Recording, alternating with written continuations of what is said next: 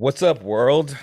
I am DJ Ollie Red, back with another episode of the All Things House podcast. Today, we have a very special guest, all the way from Australia, Felicity Mixed Methods. How, Thank you very much. how you Hey, doing? I'm good. How are you? I'm doing well. I'm doing well. We have been trying to get this episode in for what, a month and a half now? 2 months? Yeah, it's been like super hectic, but Yeah, finally, I'm pleased to be able to see you in real life definitely, and definitely, have an opportunity to talk with you. It's been great definitely. to connect over Likewise, the, likewise. yeah, So let's get right into it.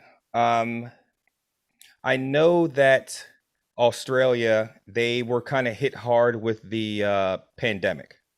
that's Um, correct. can you explain? Because I want to get into that situation before we get into like your backstory. Mhm. Can you explain kind of in the beginning, kind of in the middle, and kind of now the whole process Yeah, sure. with COVID? It kind of actually does intertwine with the backstory a little bit, but Okay. I kind of came onto the scene just prior to the pandemic hitting. So I was quite new, green on the scene, and was just sort of discovered, Hmm. starting to get some momentum. And then the pandemic hit. But before the pandemic here in Australia, we actually had the bushfires, which Oh, were sort of around January, December, January, and they were raging all over the country, and we had quite a huge effect. You know, a lot of impact to a lot of our events, which are outdoors. So obviously, there's the practical sense of that. So that was pretty tough getting through the bushfires.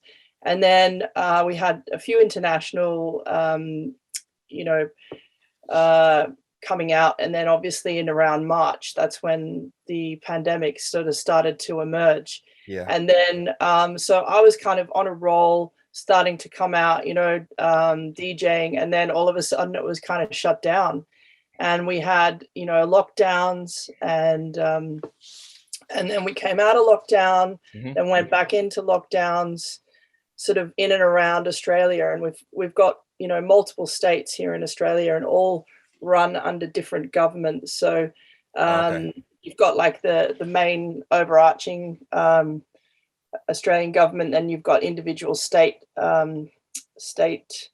politics, and a lot of them were sort of running their own race and without Mm, different rules and restrictions. So it kind of made Australia like separate countries. So there was huge impacts on touring, because obviously a lot of internationals can't come out if they can't travel interstate around Australia. So it doesn't really make it worth it for promoters or the like to tour international. So it was kind of yeah. um, it really impacted the scene that way. And because I was quite new, it's sort of, I mean, obviously this is my interpretation and to it, but it was kind of the stop start of Yeah. all of these different lockdowns, restrictions, really putting a lot of big promoters, festival organizers, smaller club owners, into a real sort of flux. But in an attempt, the scene really wanted to keep going, and so there was kind of, what ended up happening was there was sort of a fragmentation. This is specifically here in Sydney. Okay. There was a lot of clubs that we've lost because of the pandemic, so they've closed and not reopened. A lot of a lot of events went underground. Yeah. So obviously, rather than actually complying to regulations, a lot of events went underground, and then a lot of events went to sit down events in bars Okay. and venues, which was and which I DJ'd through all of that.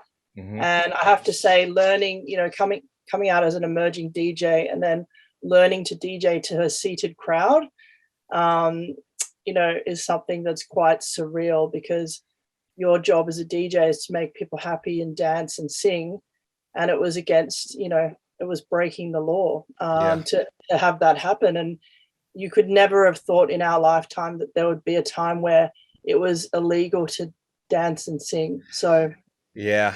It's kind of the same here. A lot of the parties kind of went underground, and you had to know someone to get in. And then once things kind of open up, uh, a lot of the clubs and restaurants had capacity.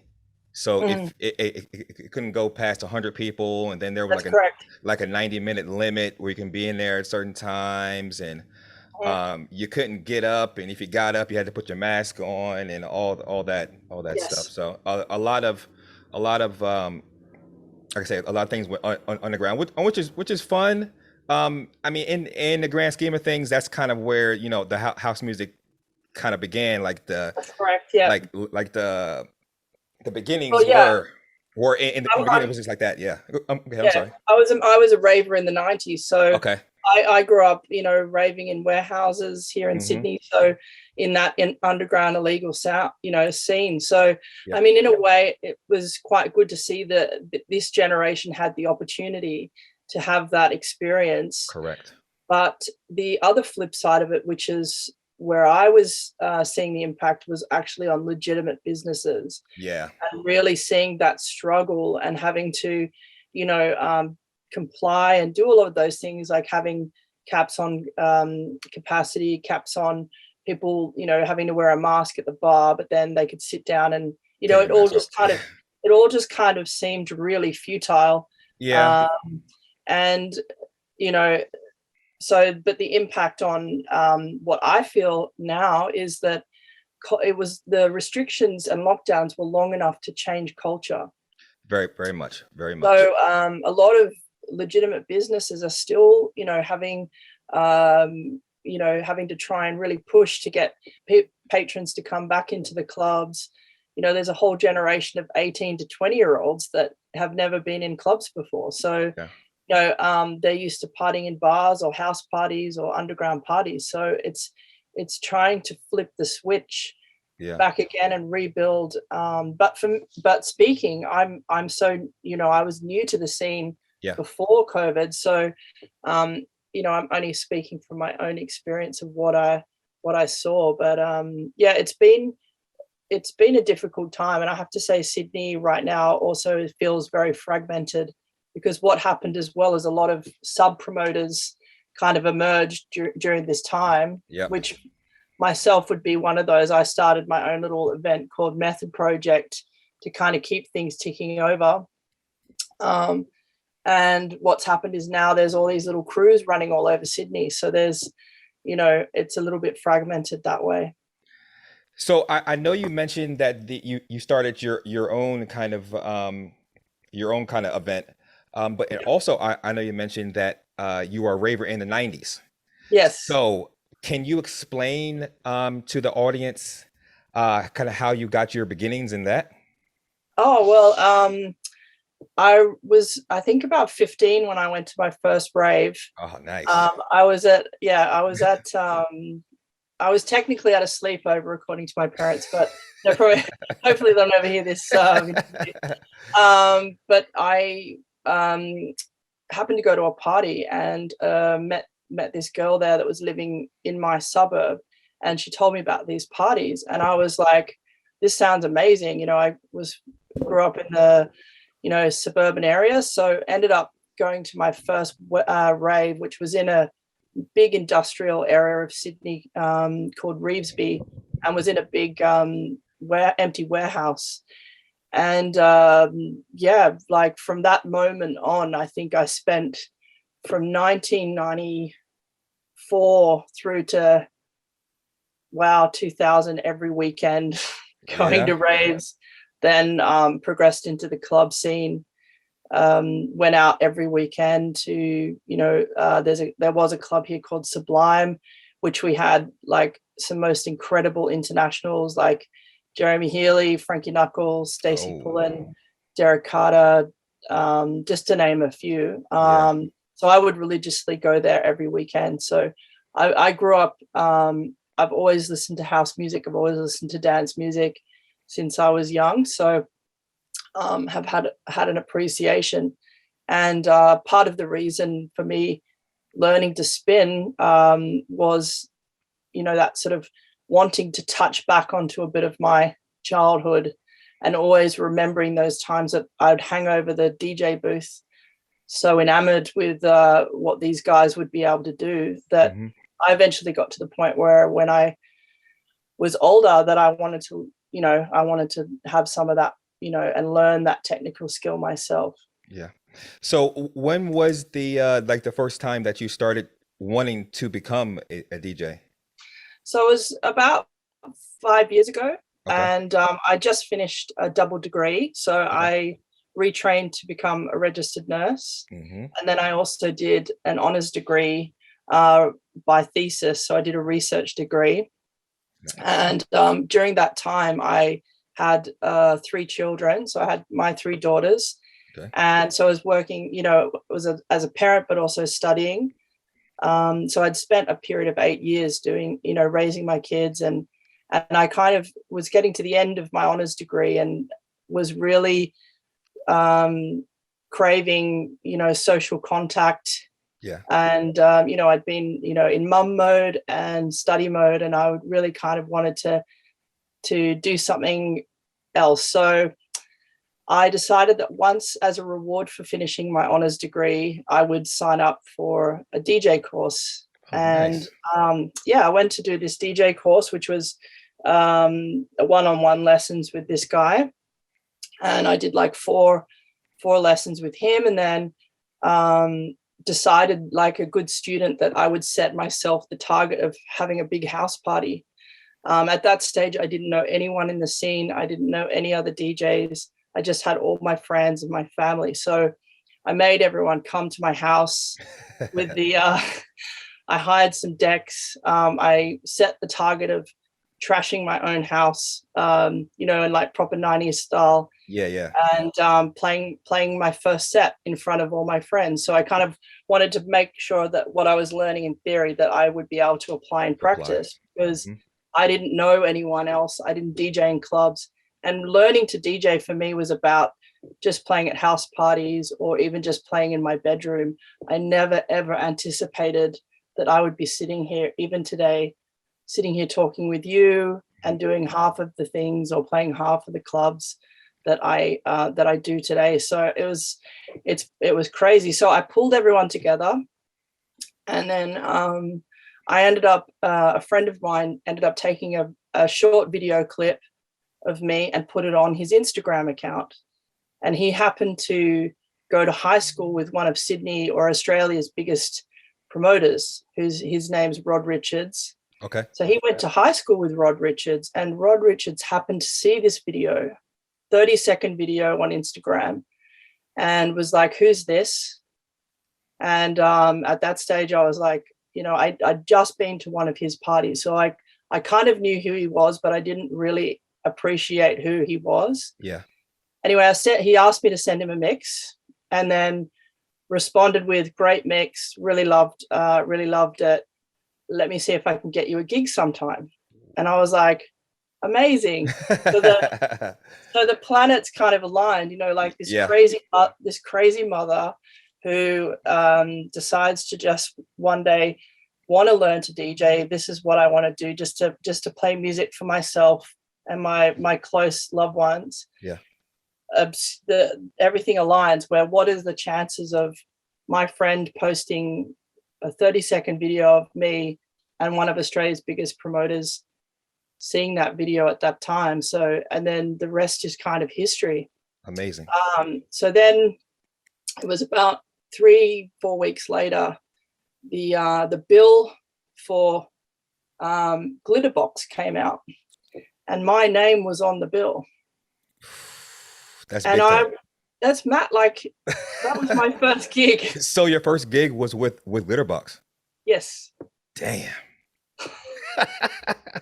That is amazing right there.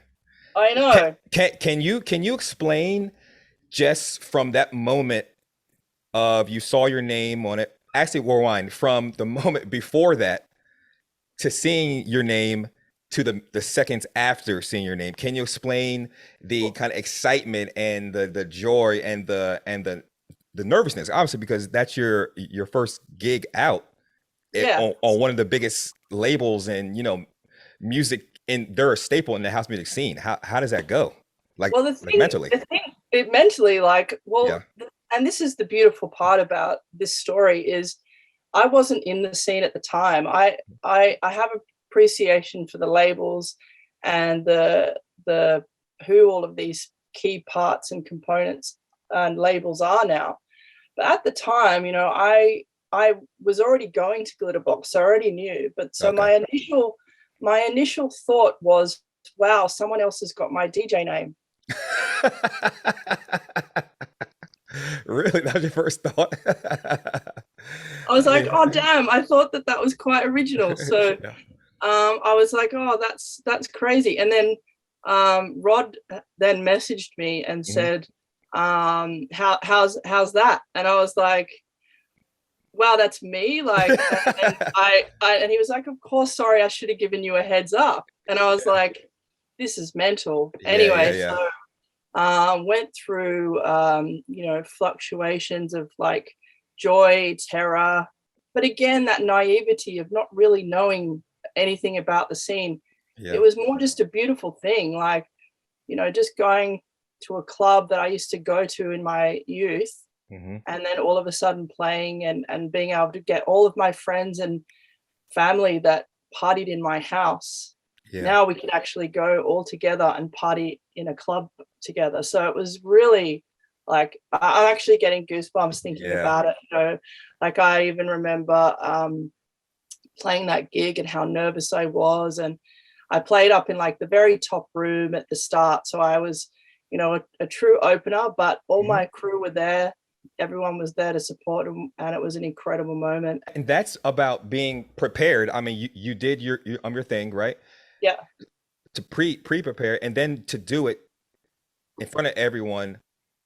That's one of those things where I got to shine right now. Like this is my opportunity. I'm new. Yeah. You don't know what you don't know. You're going into a situation. Boom. Let's go full steam ahead. And Yeah. now And it's that precisely what you've just said, I take that into every single gig that I play, yeah. and I treat every gig like it's my last, Hmm. because I never know how long this roller coaster of DJing and music. And I always sort of even was joking with a colleague yesterday, like um saying I'm still trying to figure out if this is a thing. Yeah. Yeah. Yeah. It's a thing. Believe me, it's a thing. So Yeah, exactly. let's go back to kind of the on the beginnings. Um, I wanted, because you mentioned that you're a mom, a nurse Yes. now, correct? So Yes. how is it to be able to first let everybody know that this is what you want to do, Yes. then you actually doing it, and Yes. now kind of balancing everything. You have to wear like many hats, obviously, Yes. as a mom, as a work, and I'm sure you with work you have continued studies now with the on the label in that capacity during promotions. How does one juggle everything and still remain sane? Well, that's the thing, I think, and it purely comes from a place of there's a lot of that to do with my personality. Okay. So I'll probably regret saying this on a recorded podcast, but my nickname as a child was Flea. Okay. So I've always, that's my family nickname, and Yeah. so I have always had a lot of energy, a Okay. lot of drive. My father is very similar to me. He's in his 70s now, and he's constantly learning, building, learning new skills. He taught himself guitar a few years ago. He's constantly learning. He did a degree in anthropology in his Ooh. 60s. Like, so he's kind of always constantly learning and evolving, and I've kind of got that same thing where I always like to be learning and learning new skills. So that drive and passion and energy really is what pushes me to be able to find the energy, dig deep, to manage all of those things. Also, I don't watch a lot of television, Hmm. so I a lot of people will be watching Netflix and chilling out. I'll be doing X, Y, and Z, or searching for music. Yeah. doing some reading, all of that kind of stuff. So, but I find myself at this point where I kind of have to compartmentalize roles, but then they all sort of beautifully symbiotically come together. So I actually, my role in nursing and DJing is actually, there's a lot of parallels, and also as a mother as well. So from talking about my children, I have 3 daughters. They're 13, 12, and 8. Okay. And for me, a lot of what pushes me to be successful and give everything that I have, both in nursing career and my DJing career and music career, is to be a good role model for them, to show them that just because you're a mother, or you're a female, or whoever, that you can still achieve and do things at any stage of your life.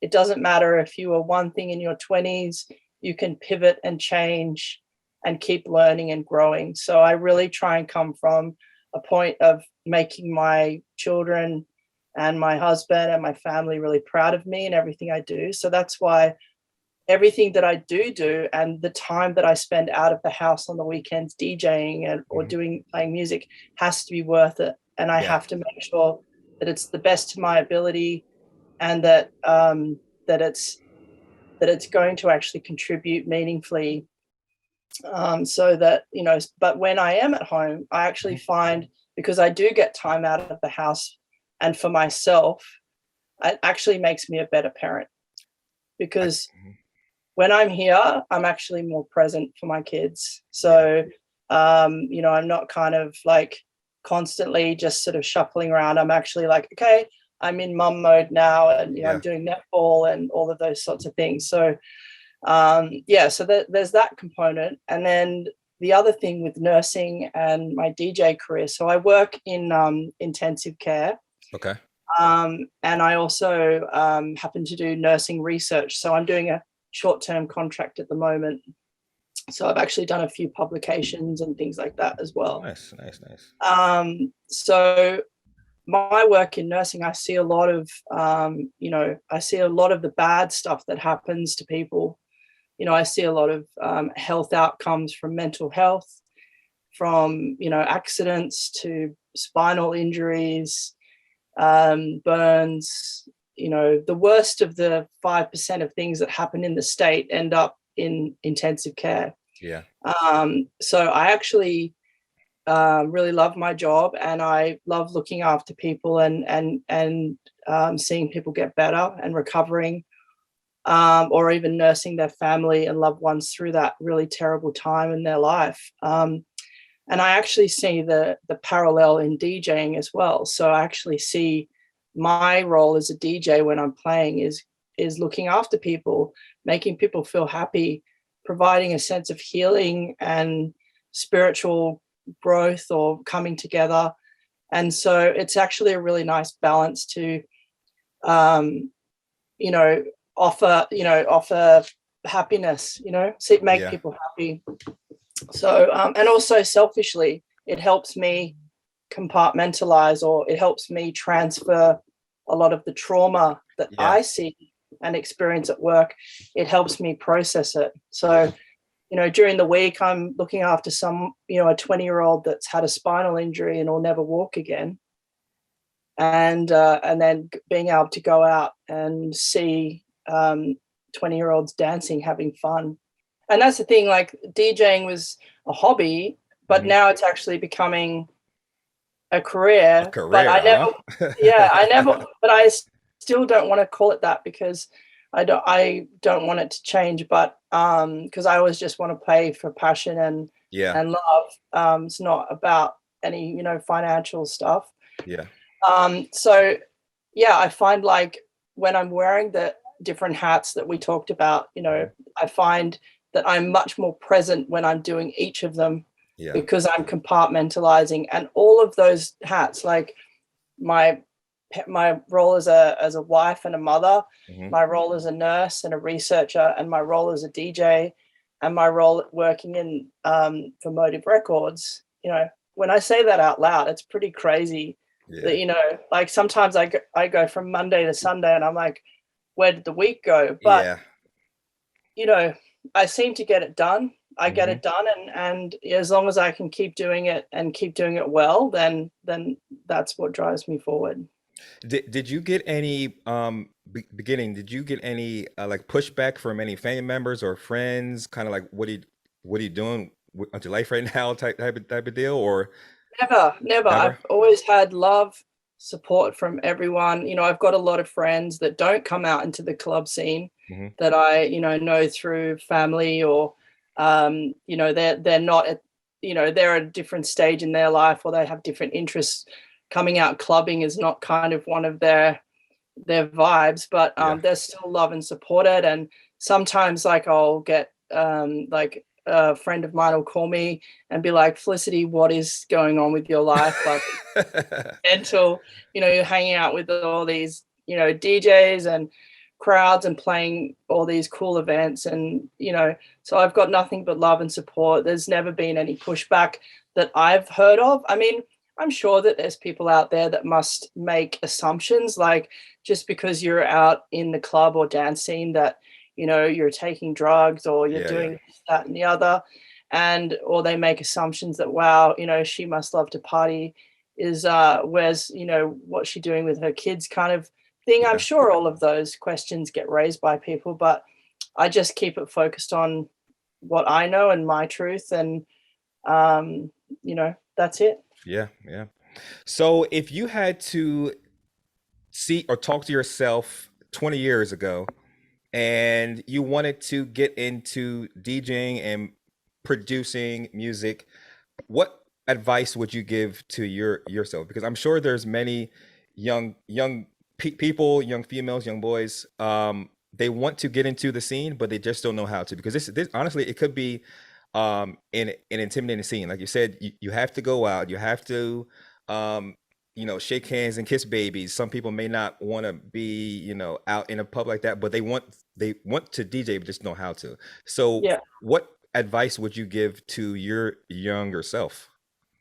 I think I think what you're trying to ask is, what is the how does one sort of, what's the key to success in that? And I think, you know, as it sounds like a very cliche thing to say, but it's always about staying in your lane. You know, just keep focused on yourself, keep going, keep pushing, um, and be ultimately faithful to yourself Yeah. and who you are. So I'm myself. If you see me at the supermarket or you see me at the club, I'm wearing sportswear. I Hmm. always have. I've never fit into that kind of, you know, corporate kind of thing. Even when I'm doing my research work, I'll always still have a pair of sneakers on. Hmm. So I always try and just remain myself. Um, there is, in every industry, there's always going to be lots of politics and lots of people that want to support you or don't want to support you, or there's negative just talk about your ability. Because as soon as you put yourself in the public eye, you're always going to be opening yourself up for judgment from others. Correct. But what, you know, Rod Richards, who, you know, sort of started this mess, he always said, just keep focused on the music and the rest will follow. Focus at what you're good at Hmm. and the rest will follow. And that's Definitely. kind of what I take out with me every single time. I always keep that in the back of my mind. Is it just, you know, keep focused on what you're good at. So everyone's got strengths and weaknesses. Hmm. Always try and work to your strengths, and then always acknowledge your weaknesses and try and work on them, improve yourself. But yeah, just be faithful. And if you've got the passion for music, I mean, it's pretty like hard to stop it. It's like a, Yeah. once you hit the main vein of that passion, it's really hard to wind it back. So you just kind of put that energy and passion into everything. Yeah. And also, one other thing I would suggest is, um, it's about the people that you're playing music to. Yeah. So play music with people. enjoy music with people. You love music, that's why you got into it. So enjoy that, but don't just kind of get focused on the technical aspects. Yeah. Yeah. Be focused on what's happening out there. And Out even there. if you're Yeah. playing to one person for a warm-up set, make it the best warm-up set that you can achieve, you know? Exactly. Exactly. I was told when I was coming up in the scene, you want to be the best person you can be at that time. Meaning, if you have an opening set, you be the best opener at that time. You have a closing set, you be the best closer. So as long as you're the best you at that time, like you That's said, right. no one can deny you, because everyone, I can't say everyone, but sometimes promoters, they look at some small things that they wouldn't necessarily look at someone else for, so Yeah, as long as all your t's are crossed and your i's are dotted, I mean, there's no reason why someone shouldn't book someone else because some small thing. that's right. And Yeah. it doesn't matter what you look like, Yeah. your gender. A lot of the times, um, when I'm looking at booking for my own event method project that I run, I'm not necessarily looking for whether you're a female or a male, or you're older, younger, whatever. I'm looking for passion, talent, and something that's going to be able to curate and bring a night together, and Hmm. also bring people into the venue. That's also a huge component of it as well. Very, very true. So I always sort of try and take that, and that's why as I said before, I always try and play it like it's my last gig, because Yeah. you never know when it's gonna, when anything can change, and that also feeds into my experience as a nurse as well. You never know when your life can change, or when something can happen, or a pandemic hits. You have COVID, Yeah. all of these things, you can never know. So you have to live right in the right now Hmm. and make that set the best set you can offer. Very true. Very true. Yeah. From the time that you spent with Sam Divine, did she talk to you about um, some of the triumphs and tribulations that she has experienced being, and like I said off camera before, I hate saying female DJ, because female DJs are just DJs, you know what I mean? But did she kind of talk to you about kind of how to navigate through the scene? No, unfortunately, we didn't. We're at a group dinner with Okay. other promoter that I work for, Matt. He runs One Hit Agency, and also who is the label boss for Motive Records. So Okay. yeah, I was out to dinner with him. He kindly invited me to that, Hmm. and also Sam had done a recording for Defected Broadcasting I saw that. that Yep. day at Cruise Bar. So I was, fortunate enough to be invited along to that. Hmm. So there wasn't really an opportunity to talk too deep into things, but Okay. one thing that she did say was, because I did have an opportunity to say, part of my involvement with Motive Records was in relation to her. She's a big representative for Defected. Effective. She Hmm. has her own label, Divine Sounds, and she's really pushing and providing a launch pad for emerging artists. And she can play a track and bang, that track's huge. Hmm. That's the kind of influence she has. So part of my wanting to pursue Motive Records and things like that was to be able to contribute to that on a local level here in Sydney, and really push out some local artists, local talent, and also make a contribution that way. And so I did have a chance to sort of express that to her briefly. And the one thing that kind of rings in my head was, her saying, keep going and keep pushing, breaking those glass ceilings. Yeah. And I think, if we want to touch on gender, I mean, Hmm. obviously music and the music industry and everything is obviously more predominantly males. That's just the way it is. And it's the way that it's happened. And, and obviously there's females and, but I kind of don't look at myself in that respect. I mean, obviously sometimes, like, I'm playing on a boat party this Friday, Hmm. and I'm the only female on the bill. So, but I actually see that as a sense of pride as well. So I'm a female. I'm probably old enough to be some of their parents, be their parent, be Yeah, their yeah. mother. Um, but that's the other thing. I'm rocking it for my, for older females, for mothers, Yeah.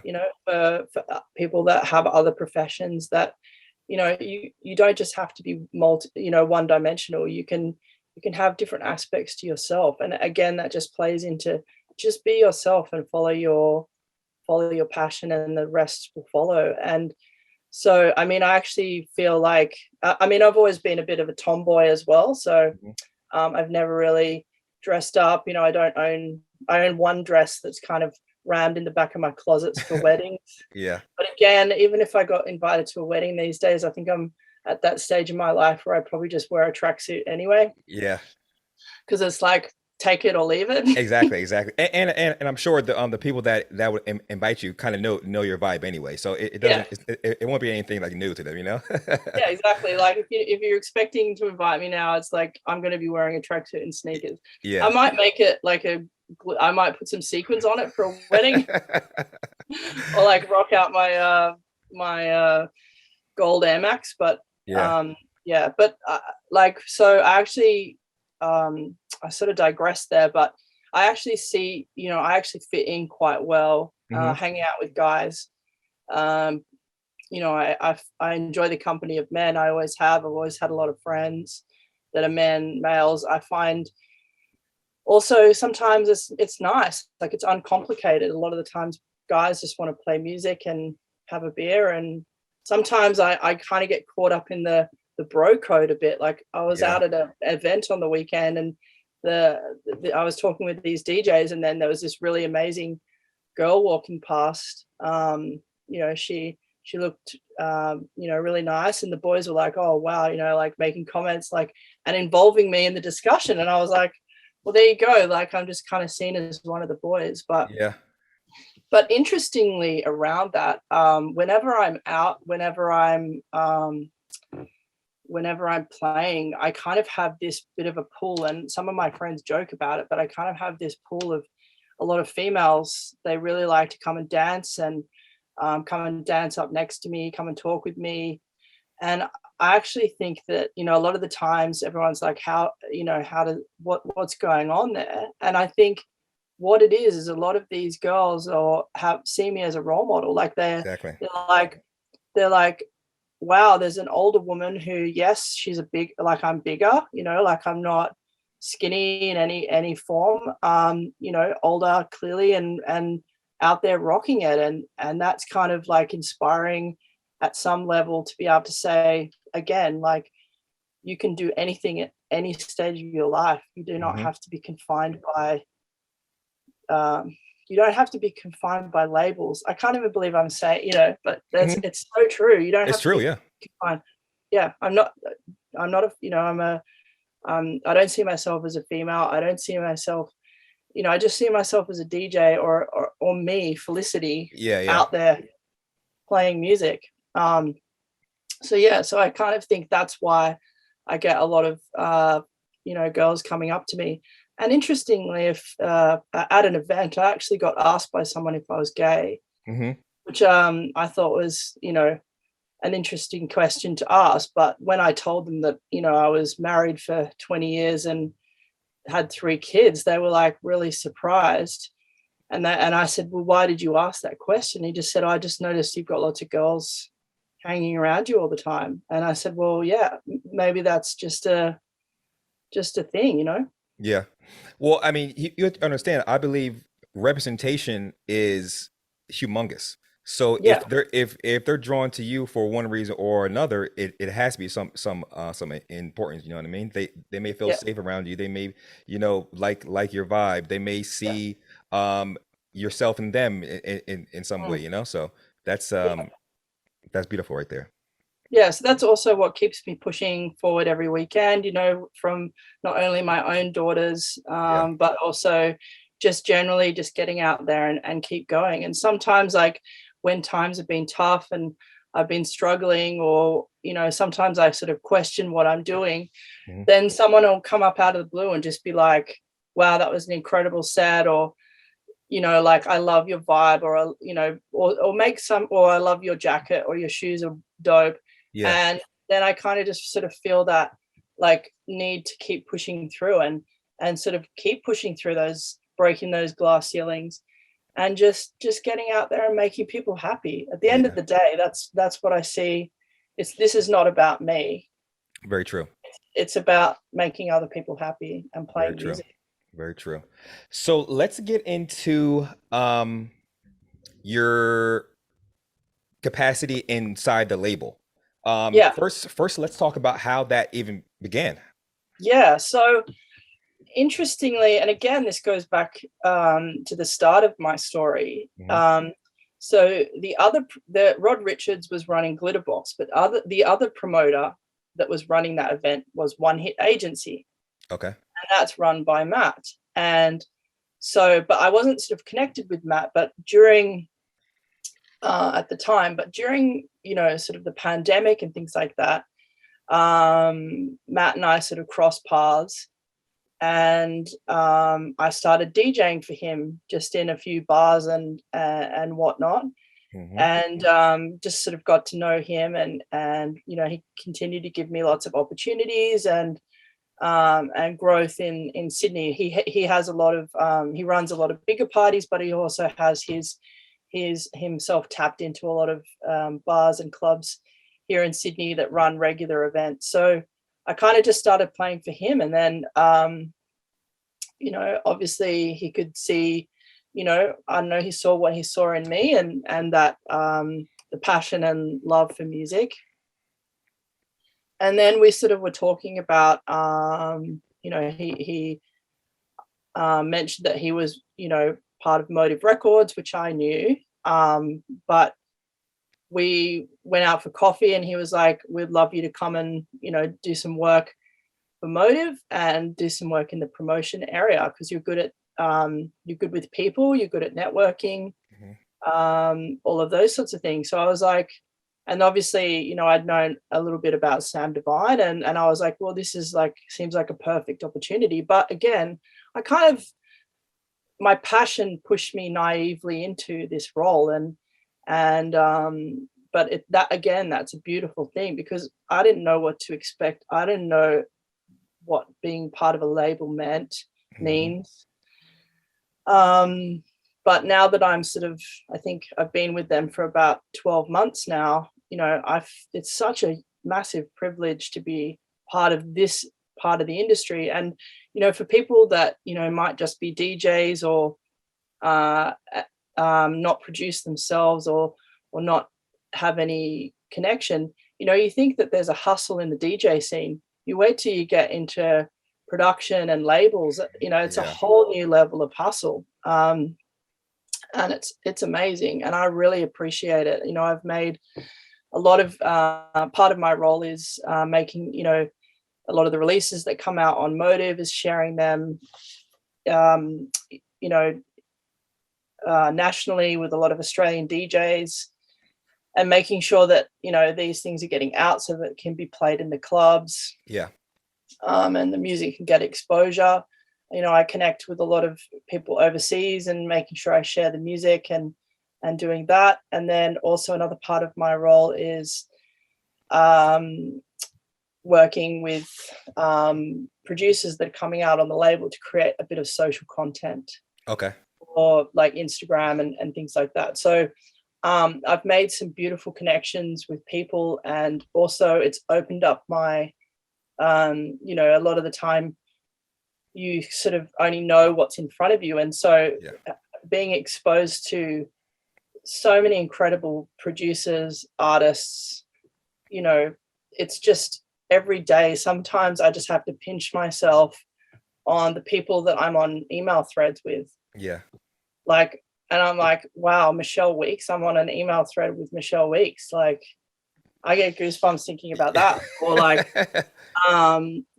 you know, some of the guys that have come out, like, you know, I can't even think right now, but Yeah. you Yeah. know, it's just like, I really have to just sort of I'm so grateful for every single interaction that I have with Motive, and also just every, because we do a weekly release, so Yeah. there's every week it's like, you know, I always find myself saying, wow, I really love this track, I really love this. And I think people sometimes think I'm only saying that because I work for the label, and but I genuinely just am so grateful and for the time and energy that people put into making music. Yeah. Because without people that make music, artists, then DJs would have nothing to play. We had no job. Have no job. Yeah. Yeah. So, and then that therein kind of you know, so, and also a new part of what's going to be a new part of my role is looking after merchandise for the label. So Okay. the label owners Mhm. recognize that Mixed Methods kind of has a little bit of, The swag. you know, the swag. um, Not bad for a mother from the suburbs. Yeah, yeah, right. So try and get involved in creating a bit of merch, Hmm. getting that kind of set up for the label and on the website, which would be great. So I'm kind of going to be working over that over the next few months. Yeah.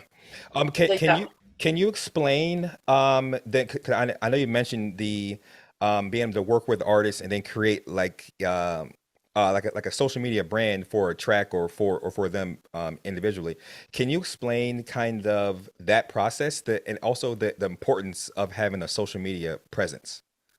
yeah. Well, I think I mean, I'm not technically trained in social media. I don't have any marketing background. Hmm. I don't have any, you know, I mean, I always get complimented on my social Yeah. media and my content, but Hmm. again, that's just me being myself. Hmm.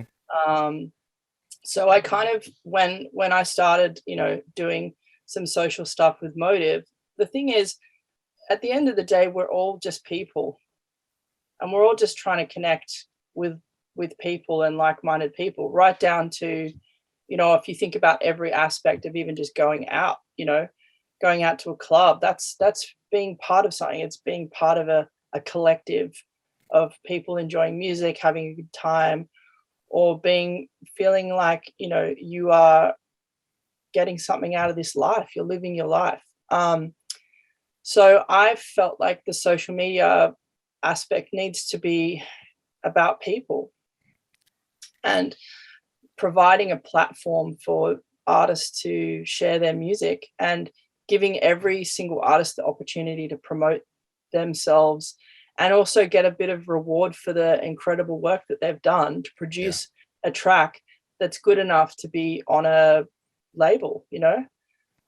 They've put the hours in. I mean, the amount of hours that you get, that you put into a track, wow, like it's you know, it's the financial reward is just, you know, it's just not there. So It's not there.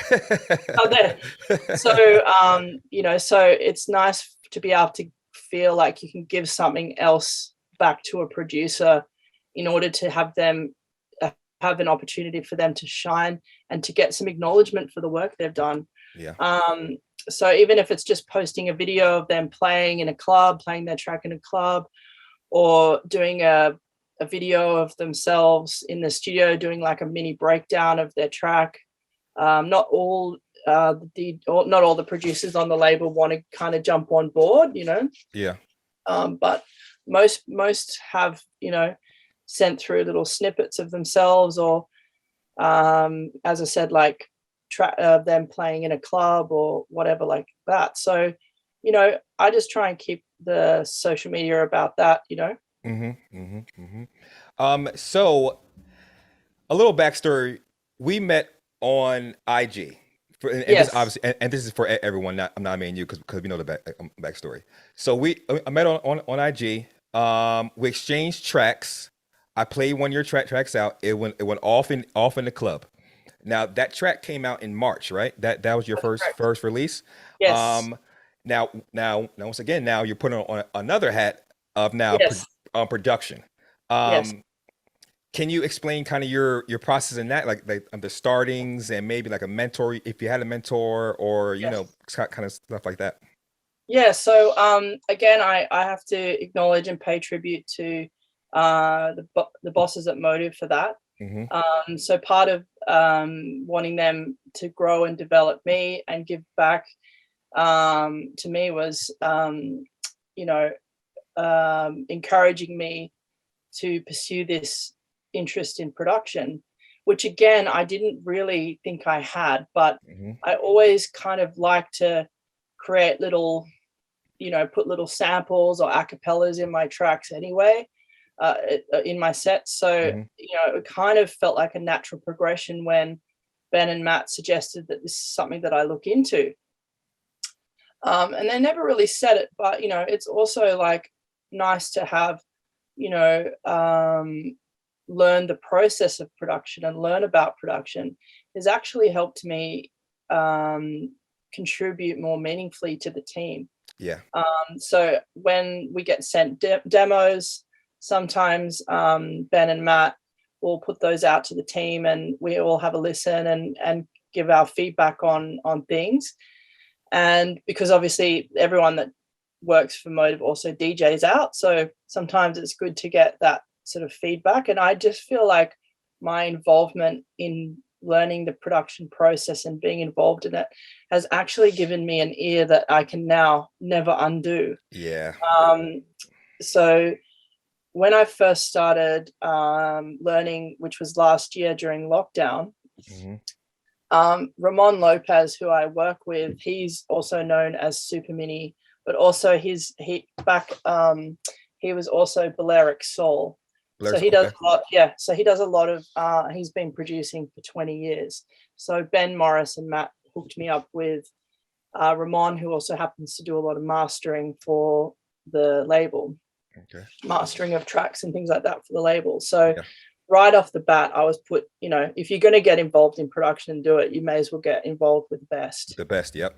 Yeah. So I was, again, because of the connection of Ben and Matt, I was able to have access to Ramon for teaching production and mastering. So again, like, I've really been like Glitterbox being my first gig, Yeah. my first, toe dip into production has just been the highest quality from the start. So I'm really grateful for that. But I remember when we were kind of going through like track breakdowns and we were talking about like the breakdown and the build-ups in tracks, Mm-hmm. and Ramon highlighted there's like a high string sound in a lot of build-ups. The string. And Yep. I was Mm-hmm. like, I never ever heard that before. Yeah. And I've been listening to house music since I was 15 years old. And Yeah. I never really specifically picked that out as a thing that was there. Mm-hmm. And now it's like every track there's a high pitched string there. Yep. And it's like, wow, there's that's the enlightenment of that. And again, that ties back into always being open to push yourself to learn new skills Very true. and learn things, because you sometimes you don't know if you don't know. That's my saying. If you don't know what you don't know, for sure. Yeah. So like even yesterday, my daughters were playing, which I mean, I was pretty happy with this. They were playing Old Destiny's Child. I think it's Destiny's Child. Bills, Bill, Bills, Bills, Yep. Bills. Mm-hmm. Or it might just be Beyonce. I'm not sure. Anyway, even when we're in the car listening to this, and like all the little ambient sounds that are in all of those tracks, I can't not hear that stuff anymore. Yep. It's just unbelievable. So, so that I've really developed an appreciation for that. So just learning about the process and having like an amazing mentor and guide in that. Mm-hmm. And also when I first started working on my track Beat that came out on Motive, which I was so pleased that Ben and Matt was signed it. Obviously, because I worked for the label, everyone was like, obviously that was going to be a given. Well, no, I had to work just as hard as every other producer that submits demos to the label to make sure that it was up to a scratch, that they were willing to put their name on it. So Exactly. Went through a lot of iterations to kind of get it there. But one of the learning processes was going through Splice and listening to a lot of the sample packs and things like that. And I kind of also realized at that point is like, wow, there's lots of samples in here that are going to get used over and over. And that was kind of opened up my mind to that. So, but then I sort of decided, well, I actually wanted to make something of my own samples that no one else was going to have. Yeah. And like the philosophy that I carry, I'm going to come out of the gate strong Mm-hmm. and try and give it the best chance I can to make it the best that I can. So I ended up getting a friend of mine, Carlton, also, he goes by the name of Slick Dickerson. Mm-hmm. He's from Atlanta, and Yeah. he happens to be the only guy I know, like African American guy I know, because I kind of wanted that Roland Clark sound. Yeah. Yeah. And I was like, I literally know one African American here in Sydney. So One? Carlton, There's only yeah. one. There's only Well, one no, in there's all. no one, but like there's heaps. But like someone that I would be able to know personally to hit up Yeah. for a Yeah. favor. Yeah. I got So you. I was like, Carlton, you're it, mate. Like Yeah. you Yeah. have to do some recordings for me. So I ended up writing the lyrics for that, which was so like amazing. And then he just sort of spoke them. And his father happened to be a preacher in Atlanta, so it was kind of Okay. perfect. It was almost like he was born to do it. But then, yeah, so putting that all together and then learning all the processes and having guidance in the studio to make all that stuff happen has been incredible. But there's lots and lots of hours in that. And again, you know, people on social media, also on the weekends, they see, you know, the DJ component, but they don't realize the hours and hours and hours and hours and hours that you spend in the studio, or, you know, listening to samples, finding all Yeah. this stuff. Like it's massive. So yeah, it took me a long time to get beat out, but now that I've got beat out, I've already started working on my next track, which I'm super excited about. But again, I'm a bit like a fat kid with a packet of Smarties, you know, like there's so many there's so many different sounds, and like even just one synth can change the whole sound of a track. So I kind of getting a little bit lost in, you know, so I've kind of have to try and pull back and work, but I'm always constantly thinking about production now. Always. I can't turn it off anymore. Yeah. So like I always tell people, when when my ears turned from a regular consumer to a DJ, that was, I can't say that was like the last day I had fun at a club, but that's like the last time where and I try not to be like critical, because everybody is up there trying to do their thing, but I can't not hear it, you know what I mean? So it's like, and then same with music. You know, if you hear something, you like it, yes, but it's more than I like it. I need to know like why. Like the hi-hat has too much resonance on it, or whatever. The kick is too boomy, or whatever it is. Like most people, you know, we sit down and have this conversation with like a regular consumer, and they're like, what are you talking about? Like that song sounds good. Like, no, it doesn't. Or it does, you know what I mean? So it's one of those things, like once your ear kind of changes, like your whole perception of music and DJing kind of changes. Very, very much. Yeah. And even like just on a side note, like I was playing an event on Saturday, and Tommy Trash was there, and I was like, fuck, like I don't want to stuff up this like transition mix. Yeah. And just knowing that there's other DJs, because of the way that I think now, when I listen to other people playing music, I always think about who else is out there listening. So you know, sometimes you kind of just gotta like go, okay, I got the confidence to do this, I'm just gonna do it.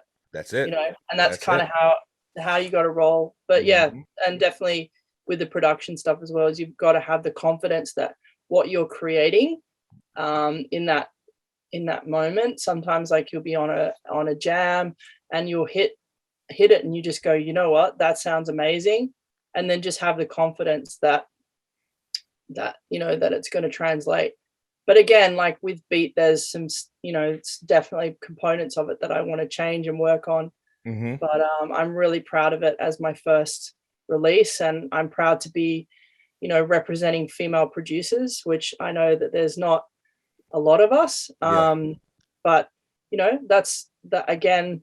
It's nice to add a female perspective, not only to the art of production, but also a female perspective within that level of the music industry. Yeah, and that's like the you mentioned that before about being to have that that female touch. Can you explain Yeah. um Can you explain what that is?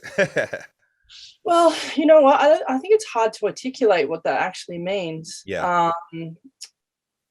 Yeah, I mean, I said it, but yeah, like it's sort of just adding, you know, because obviously, you know, if we talk about the biological sense, there's differences between male and female, Yeah. and again, that translates into experience and emotions and perspectives, you know, and also tying in that I'm also a mother as Yeah. well, so I automatically have that mothering Yeah. component, and I want to see people happy and well, and people's health and well-being is also important to me. So there's a lot of things that feed into that female touch, I suppose. So Yeah. it's nice to I don't know, like just have, yeah, I don't know how to articulate that, but it's just nice to have female, you know, a female as part of the team. No, You know, men I and think women. you explained it perfectly right there. Being able to look through like like a different lens, being able to have a different brain to kind of put their touch on it. Mm, And I feel as though when it's a lot of testosterone in the room, but when a female or a lady comes in the room, everybody kind of calms down, and if they have manners, they kind of yeah. they kind of settle down a little bit. And I think as though that that needs to be in the room, kind of at all times, or have some type of Yes. representation for it for sure. Oh, for sure. Like I think it adds a nice tech, you know, it's a different perspective, you know. Hmm. But also everybody brings, you know, a different perspective and Very their own true. experiences and um, you know, everything. But because I'm fortunate enough to have the role of being a mother Hmm. and also being a nurse, um, I have all of these aspects which I can bring into an industry that may not have always had, you know, these components. So I think a lot of the time, you know, I ask why I've done so well, why am I so well received within the industry? You know, I've got a lot of support. I get over here in Sydney, I get booked by a lot of different promoters on, you know, diverse platforms. So, and that's only growing and getting bigger. Like playing for predominantly gay audiences to playing for straight audiences, younger audiences, like on this boat. Like if we talk about the gigs that I've got this weekend, Hmm. you know, I'm playing for a gay at a gay club in Sydney during the day with which will predominantly be a gay audience. Then I'm playing on a boat party with younger people, or playing tech house and minimal. And Yeah. then Saturday I'm playing at the Ivy Pool for supports for Low Stepper, and that Oh, will be like a really nice diverse crowd of young and older coming together. And then yeah, so like I'm very fortunate to have been very well received, and I think because of all the components of who I am, that mother, that nurse, and artist working on a, you know, I think there's a lot of respect for the fact that I wear all of those different hats, yeah. but also try and push the scene. So that's my ultimate goal, is to build the scene and get it back out of this pandemic. Definitely. Speaking about goals, we are almost at the halfway point of the year, which is almost crazy to say. Crazy, I know. So what kind of goals do you have on maybe like a personal level, and then maybe with the label?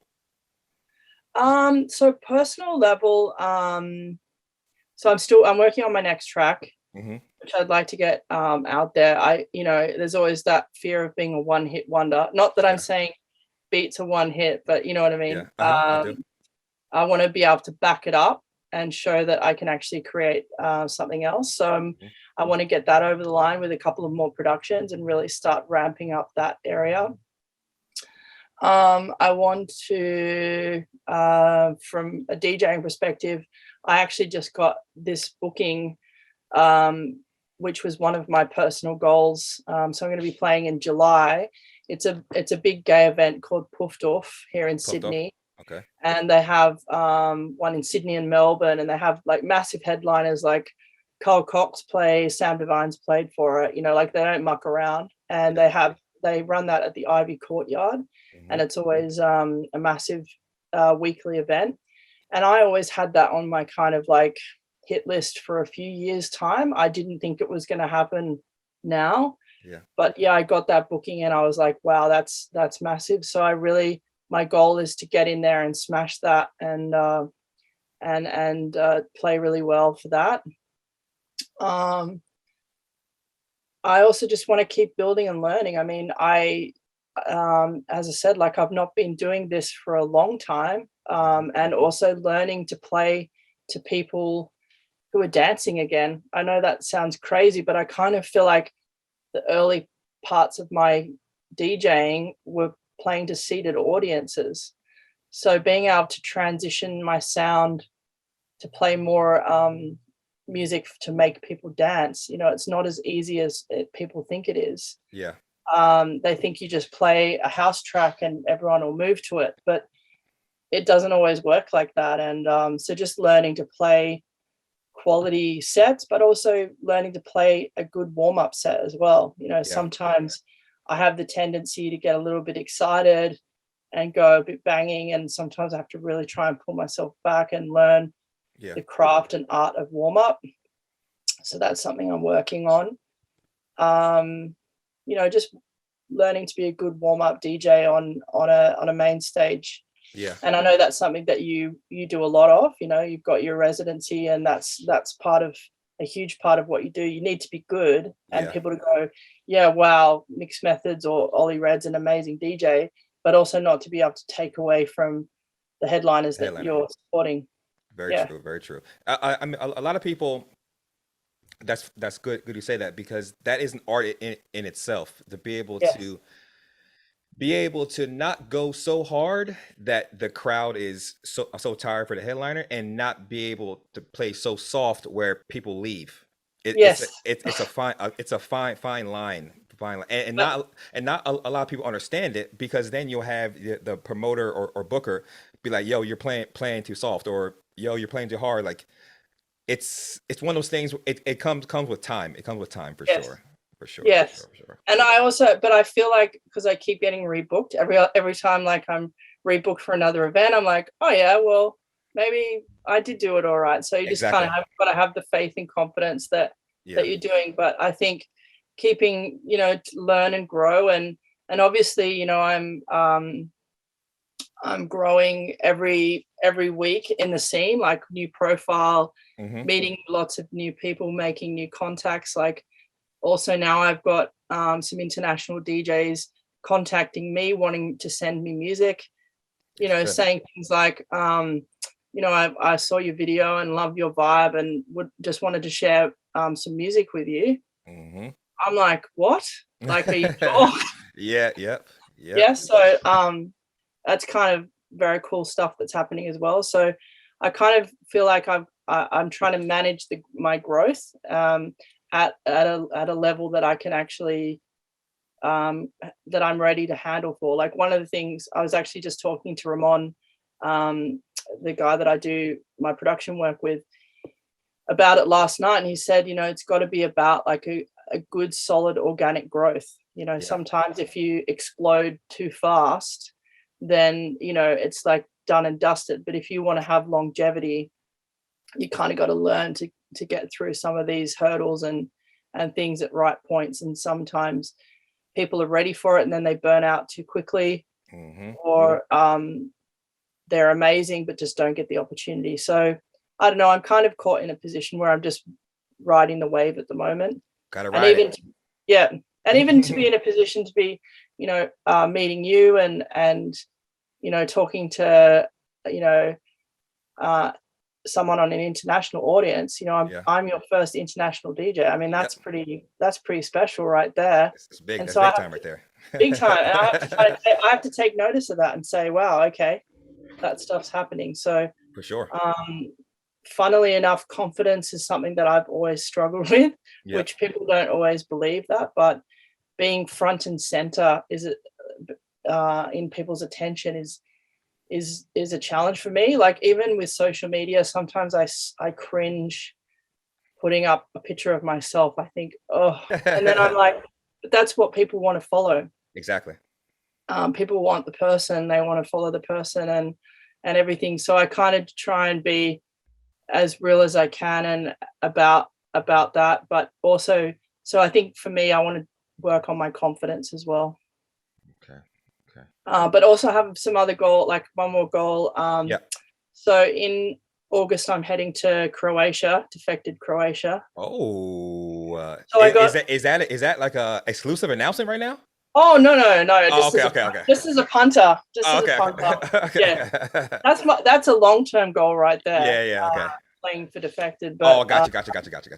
yeah, no, I'm going as a punter, and Oh, I've got a punter, what's whole that? pass. Just a consumer.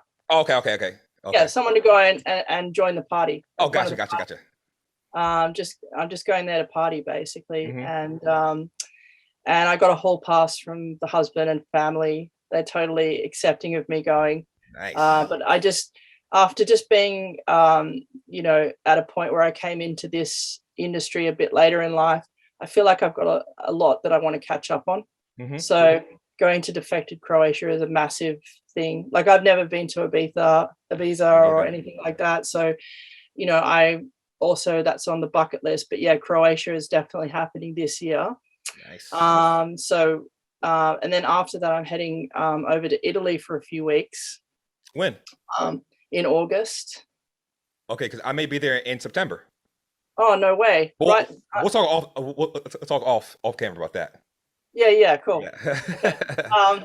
But yeah, so I'm going with one of my friends that I met over here. He also happens to DJ, Hmm. and we've played back to back a few times. And he's heading home to Italy in end of May. Okay. So I'm going to reconnect with him over there, and the opportunity to travel around Italy for a few weeks with an Italian. I Yep. mean, you can't really turn that down. Very true. But I've also amazingly made a few contacts with, there's so many incredible Italian producers. Like Yeah. most of the time I'm like, oh, this track is banging. And then I'll Mhm. look it up and I'll be like, Italian Italian. producer. Yeah. And there's Yep. so many, Hmm. So I've had the great fortune through Instagram and my work at Motive to connect with a few. So I'm hoping to hook up an international gig Yeah. over in Italy when I'm there, which would be super cool. That'd be So dope. that's on my goals for this year. Hell yeah. Hell yeah. Well, I want to personally say that your story is amazing. You're amazing. And I want to see nothing but much success from you and your career and continued success. Thank you. And you have a friend, you have a homie, you have a mate over here with me. Brett, Sure. I would extend that to you for sure. And this podcast has been um, one of my best ones I've had so far. So thank you very Oh, much for that. amazing. I'm Yeah, so yeah. glad that you said that. Thank you once again. No problems. Thank you for having me. For sure, for sure.